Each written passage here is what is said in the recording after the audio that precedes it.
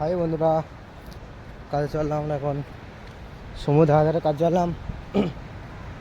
গেলাম আমাদের হেল্পারতে খালি গায়ে দাঁড়িয়ে আছে, এখন ড্রেস পরবে বলা কাজে লাগবে। আমাদের মিস্ত্রি মহিলা মাটিয়ে ফেলেছে, তাহলে কাজে রেখে দেবো আমরা। লাগো ভাই, বড় ভাই, ভালোই ময়লা মাখাচ্ছে তো। হ্যাঁ, এখন মাখাইতে হবে। ওই কি মাখিয়ে দেবো তো, মাখাইতে হবে না? মাখিয়ে দেবো।